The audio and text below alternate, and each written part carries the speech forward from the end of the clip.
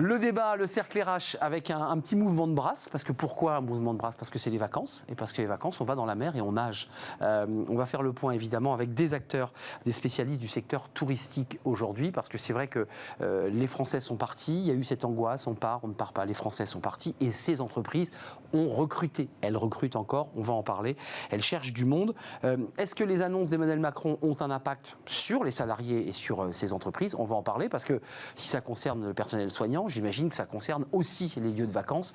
Quand on me sert un coca, quand on vient m'aider dans un camping, est-ce que ces salariés doivent être vaccinés? Est-ce que c'est un élément supplémentaire à ces règles sanitaires? On va en parler. À ma droite, Sylvain Antonneau, merci d'être avec nous. DRH de Pierre et Vacances. Alors vous allez tout nous expliquer parce que Pierre et Vacances est une très grosse entreprise et qui a en fait des filiales avec des marques. On fera le point avec vous évidemment. Pierre et Vacances créé en 67 à Avoria, qui est devenue évidemment une marque connue, j'allais dire mondialement, en tout cas sur l'Europe. La société est leader du tourisme en Europe. En Europe. En Europe. Merci d'être là. Et puis avec moi, deux autres invités. Arnaud Pelletier, senior manager ressources humaines chez Village Nature Paris. Exact. Vous n'êtes pas venu les mains vides parce que vous êtes venu nous parler d'emploi. On en parlera avec vous. Vous, c'est le concept. Alors, vous êtes une des filiales, on est d'accord, une des marques filiales de Pierre et Vacances pour qu'on soit totalement complet. Et vous développez, vous, un concept de campagne à la ville, c'est-à-dire permettre à un Parisien de pouvoir, à 10-15 km, pouvoir se mettre les pieds dans l'eau et au vert. On est d'accord ? C'est ça, et de tourisme durable. Et le tourisme durable, qui est aussi une transformation de la façon de faire et de vivre ses vacances. Et puis Nicolas Borin, autre filiale de la structure Pierre et Vacances. Nicolas, on est bien d'accord, directeur général de Maeva. Alors Maeva, on le connaît comme marque, comme une plateforme, ça c'est très très connu. Puis vous avez développé une autre activité très importante, les campings. Exactement, on gère une chaîne de camping et une chaîne d'agences de location de particuliers sous les marques Camping Maeva et Maeva Home. C'est ça, en gardant la marque. Avec combien de campings là sur site? Aujourd'hui, on a 20 campings qui portent les couleurs de Maeva et on gère 3300 unités de location de particuliers Maeva Home partout en France. Bungalow, j'imagine. En camping, ce sont des bungalows, exactement. Bungalows, mobil-home, cabanes dans les arbres, dans nos plus beaux campings nature. Et si j'ai bien lu, tous ces secteurs, vous avez investi dedans, cartonnent, les bungalows cartonnent. Le camping marche très très bien. Enfin, ce camping-là. Mais la France, au global, marche extraordinairement bien cette année. Les vacances sont en France cette année et plus que jamais encore avec les annonces d'hier. Exact. Et puis les annonces très récentes du ministre du Tourisme et des Affaires européennes en disant n'allez pas en Espagne ou au Portugal, ce qui évidemment a fait un peu désordre, mais vous a donné le sourire. Sylvain Antonneau, avant de parler emploi, recrutement, la manière dont on organise cette saison, elle est très importante pour vous. Vous étiez devant la télévision hier pour écouter le président de la République. Il nous dit, sans le dire, vaccination obligatoire. Et Elisabeth Borne dit aujourd'hui, attention, ceux qui ne se vaccineront pas, alors elle parle du secteur de la santé, seront mis d'abord à pied, puis ensuite ne seront plus payés, puis enfin quitteront l'entreprise. Est-ce que vous êtes, vous, en ce moment, en train de réfléchir, le groupe, et pour l'ensemble de ces filiales, de ces marques, à une obligation, lorsqu'on est en contact avec le public, il faut que le salarié soit vacciné. Vous en êtes où sur cette question-là ? Alors, depuis l'an dernier, depuis les premières mesures de confinement, on a une responsabilité puisqu'on accueille du public, on accueille nos clients et on a pris des mesures à l'époque, mesures sanitaires, des protocoles très stricts qui étaient appliqués pour pouvoir accueillir nos clients dans les meilleures conditions. Protocole, d'accord. Là, on est à la vaccination. La vaccination, c'est une autre étape, effectivement. Elle n'est encore pas obligatoire pour les salariés. Ça va l'être a priori pour le personnel soignant. Vous l'avez vu aux États-Unis, il y a des entreprises qui disent déjà, écoutez, si vous n'avez pas le document de vaccination, vous ne venez pas chez nous. Et il est probable qu'on y arrive également. Mais est-ce que vous le souhaitez? Est-ce que vous dites pour la sécurité pleine et entière de nos clients, parce que c'est aussi une garantie de sécurité, on garantira que le salarié qui est derrière le guichet est vacciné? Nous, ce qu'on souhaite, c'est d'avoir les meilleures conditions pour accueillir les clients. Et si la vaccination, et c'est avéré comme tel, est le meilleur moyen pour éviter des reconfinements, la 4e vague, on voit bien que le secteur du tourisme a vraiment été touché par ces conséquences. Donc il est important qu'on ait aussi des équipes qui soient vaccinées. Arnaud, Nicolas, juste votre point de vue de manager, de responsable. On est très aligné avec ce que vient de dire Sylvain. En fait, on est un groupe leader européen du tourisme. Notre responsabilité, c'est d'accueillir nos vacanciers dans le plus grand respect des normes sanitaires. Oui. On est très attentif depuis hier soir à tout ce que le Premier ministre va nous dire en termes d'obligations. Et si la vaccination est obligatoire pour nos vacanciers qui rejoignent nos parcs et nos équipes, on sera prêt. On a été prêt pour déployer des normes sanitaires fortes l'année dernière en tant que professionnel et on sera prêt pour y faire face le 1er août si c'est attendu. Et si c'est une directive gouvernementale, on l'appliquera sans problème. Je ne veux pas vous challenger parce que vous sortez d'une période très difficile et on va en parler. C'est pas simple de relancer des entreprises, de trouver des salariés. On va en parler, mais on a eu sur ce plateau Laurent Pietraszewski qui est en charge de cette question de la vaccination en entreprise. Bon, ça marchait pas si fort. Ça a démarré déjà depuis 6 mois les vaccinations en entreprise, non Oui, il y a moyen de vacciner les salariés dans l'entreprise. Alors nous, on a déjà commencé par envisager sur l'ensemble des sites Center Parcs, que ce soit en France comme en Europe, les autotests. D'accord. Ça reste quand même soumis à l'autorisation de l'ARS, qui, dans certains cas... Pour les salariés, hein. Pour les salariés, c'est bien pour les salariés dont je parle. Voilà. Après, je rejoins tout à fait ce qu'a pu dire Nicolas par rapport à la vaccination. On est extrêmement attentif, on a cette obligation en ce qui concerne la santé à la fois de nos clients, mais également surtout de ce qui nous concerne, et je parle en tant que responsable RH, de nos salariés. Bien sûr. Et on est extrêmement attentif, et bien entendu, en fonction de ce qui sera acté dans le protocole sanitaire, dans sa prochaine mise à jour, on l'appliquera, il va de soi. Et on a un super test en ce moment sur le parc du Bois-Audin, le parc Center Parks, où l'ARS locale de Normandie là, va déployer un centre de vaccination éphémère sur le parc Sur site. pour permettre aux vacanciers et aux collaborateurs qui le souhaitent de se faire tester. À ce stade, c'est ceux qui le souhaitent. On est d'accord. C'est pour ça que j'évoquais l'idée que vous risquez de vous retrouver dans l'obligation, c'est-à-dire de dire à chaque salarié en contact avec du public, et je ne parle pas qu'il y ait du personnel soignant, l'entreprise dira vous êtes obligé de vous plier. Est-ce que juridiquement vous avez étudié la question? Est-ce que c'est légal ou pas ça? On a le droit? Aujourd'hui, ça ne l'est pas. Ça ne l'est pas, on est d'accord. Le président a annoncé hier, parmi les annonces, qu'il y aurait une évolution législative. Et oui, la loi doit changer. Et donc, on est en attente. Vous êtes bloqué par la loi. C'est exactement ça. On est d'accord. Les décrets ministériels qui ne vont pas manquer de tomber. Et dès dans que les les heures à décrets venir. seront tombés, vous serez évidemment en première ligne pour dire à vos salariés, maintenant, il faut y aller, il faut arrêter de jouer avec votre santé et la santé des Ça Français. n'empêche pas qu'on peut quand même avancer d'ici là en sensibilisant, s'il faut le faire encore plus, et en facilitant l'accès à l'information et gagner du terrain, effectivement. Rentrons dans la phase bilan Covid et relance économique, puisqu'on nous dit qu'il y a une relance, l'activité reprend. Est-ce que vous êtes dans vos secteurs d'activité qui sont finalement les mêmes, mais dans des secteurs un peu différents, dans des propositions différentes, est-ce que la reprise est là? Est-ce que les Français ont répondu présent et sont venus dans vos groupes? C'est important quand même qu'ils le disent. Ils sont là. Complètement. On a là des... C'est le plan, là? Oui. Ouais. On sait déjà qu'on va avoir un très bel été. Ouais, les tendances sont, depuis les annonces du Premier ministre là, sur la fameuse levée des 10 km, les tendances sont vraiment excellentes. On a multiplié par 2, par 3 dans les premières semaines de réservation. Et toutes les marques du groupe, Pierre et Vacances, Center Parcs et Maeva, ont connu ces tendances avec un été qui sera très très bon. On aura un très bel été. On a la chance d'avoir des produits qui sont en France. Et en Europe, Center Parcs fonctionne aussi très bien et qui correspondent en fait aux besoins des vacanciers. Pas mal d'indépendance. Center, c'est la bulle, hein, c'est une sorte de grosse bulle. Center Parcs, c'est la baigne. C'est ça, notamment. Ce sont des parcs dans des écrans de verdure, mais globalement, vous avez des logements autonomes qui garantissent un maximum les conditions. Oui, on en revient à ce débat. Et c'est un tourisme de proximité inscrit dans son territoire. Et les trois marques sont Arnaud, un mot, parce que vous, c'est un tourisme un petit peu sur l'année, si je peux me permettre. D'un week-end, on fait un saut et on y va. C'est pas le tourisme d'été où on passe 3 semaines. Je sais pas, peut-être que je me trompe d'ailleurs. Alors, il y a les deux.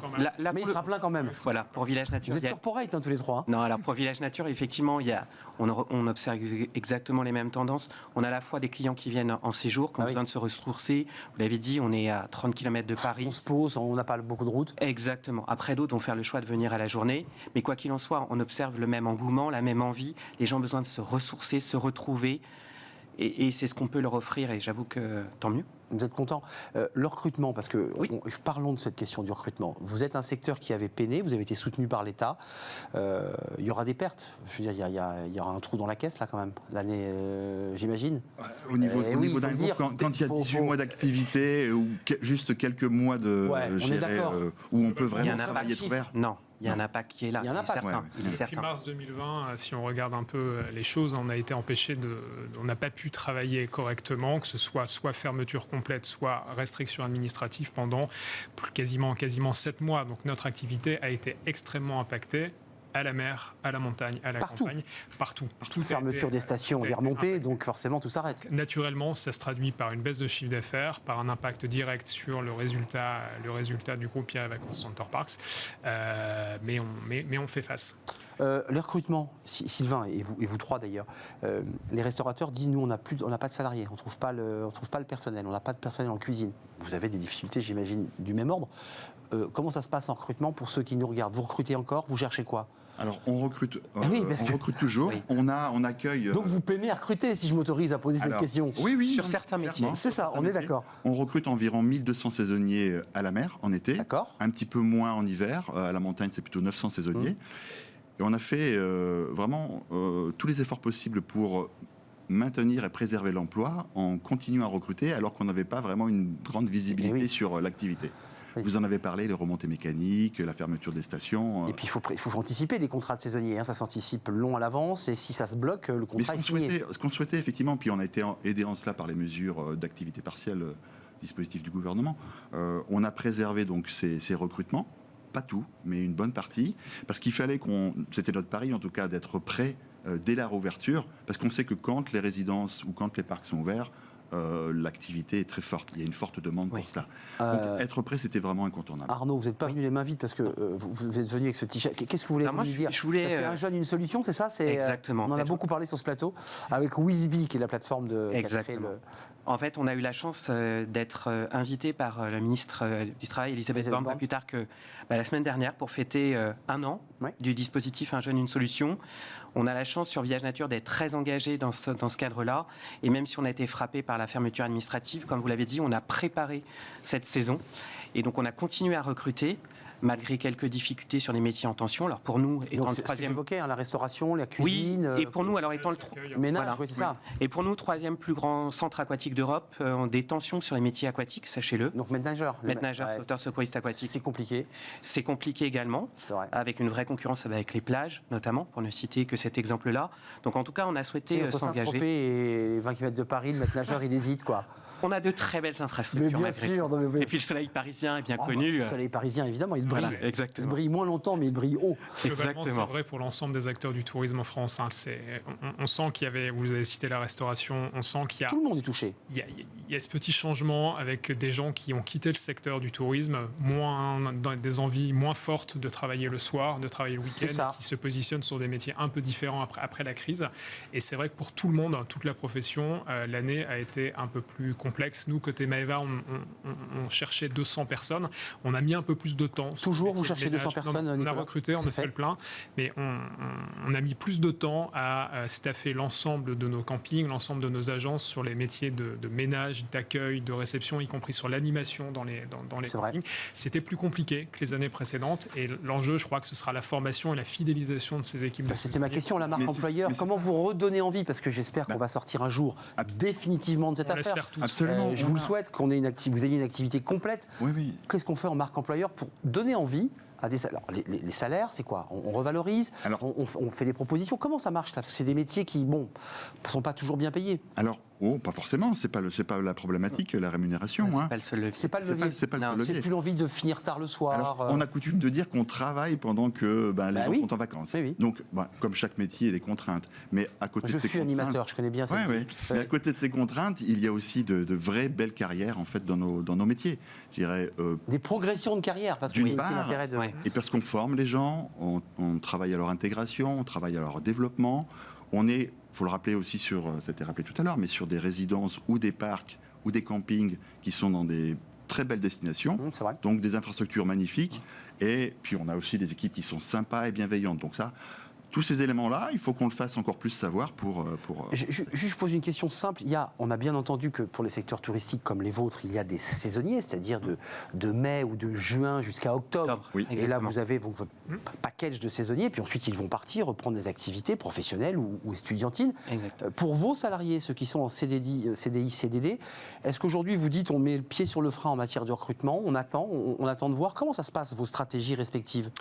Nicolas et Sylvain. Je pense que là vous. Comment vous regardez là le... C'est une question qui va vraiment dépendre un peu de chaque marque et de son plan d'activité. Côté Maeva, qui est le sujet que je connais le mieux, on est dans une phase de forte accélération, ce qu'on appelle le scale. On va tripler notre activité dans les années à venir. Donc on a un plan de recrutement qui est affirmé, qui est soutenu, les campings notamment, et qui doit se faire. Et donc on embauche des jeunes également. Et c'est vrai que les parcours, le tourisme nous offre cette chance aux jeunes collaborateurs de pouvoir rentrer en alternance, d'être formés. Aujourd'hui, chez Maeva, un job sur 10 vient d'un stage ou d'une alternance.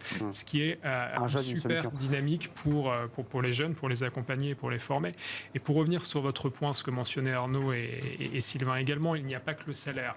On travaille beaucoup sur la marque employeur, sur la culture. Côté Maeva, on est générateur de sourire. On a cette ambition de faire vivre des vacances tout sourire. Ça vous fait sourire. C'est votre logo d'ailleurs, c'est ça ? C'est notre logo. C'est leur signature. Et cette culture derrière la marque employeur, avec les rituels, l'accompagnement de nos équipes dans la formation, dans la bienveillance, ça donne du sens. Nos équipes nous le disent, nos collaborateurs attendent un job qui va les former, qui va leur apprendre des choses. Dont ils se sentent fiers. Ils veulent du sens, ils veulent participer à une mission qui les dépasse un petit peu. Et je pense qu'on a la chance dans le groupe Pierre et Vacances Center Parks de partager une mission globale autour d'une raison d'être qui est très forte et qui donne ce sens.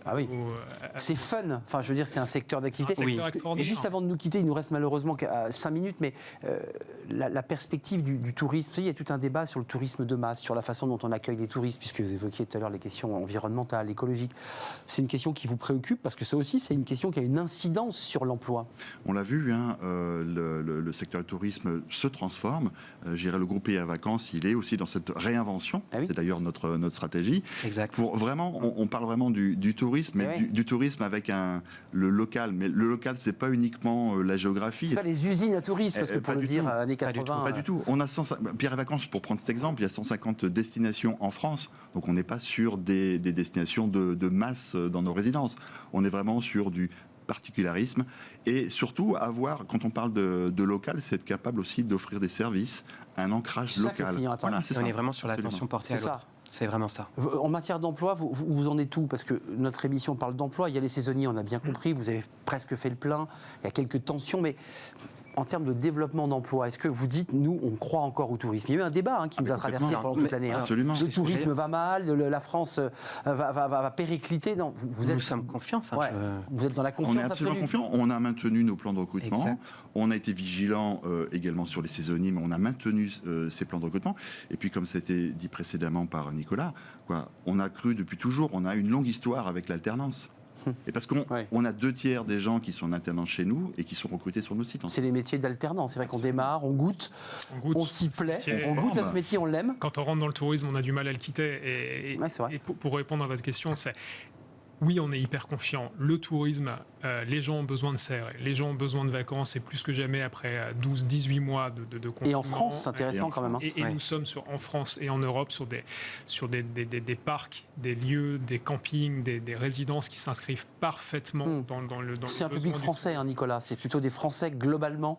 Dans les profils. C'est un petit peu moins vrai. Maeva, on est plus international. Très domestique. Pierre et Vacances sur la mer, on est plutôt domestique aussi. Sur la montagne, on a un poids d'anglais un peu plus important.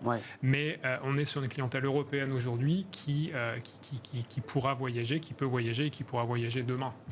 Arnaud, sur ce plateau, c'est vous qui portez entre guillemets cette espèce de transformation. C'est un petit peu ce cordon ombilical, ce lien entre le tourisme d'hier et puis le tourisme de demain. C'est un peu ça. Oui, c'est effectivement notre concept et c'est sur quoi, ça fait partie intégralement de notre ADN.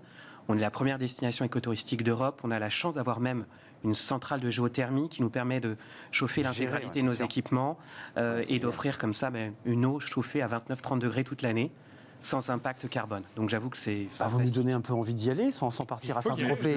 On est les bienvenus. Écoutez, on va venir vous voir, évidemment. Juste d'un mot, combien le groupe Pierre et Vacances de salariés, pour qu'on se fasse une idée ? 12 500 salariés. 12 500 salariés. Et vous y intégrez, j'imagine, les saisonniers dans ce chiffre Ils sont cumulés en l'année, en emploi temps plein. Maeva, combien de... Nous, on est 100 générateurs de sourire aujourd'hui. 100 générateurs de sourire. Vous le vendez bien ? Oui. Il a le sourire. Il n'avait pas le sourire au début, mais ça y est, il a repris le sourire.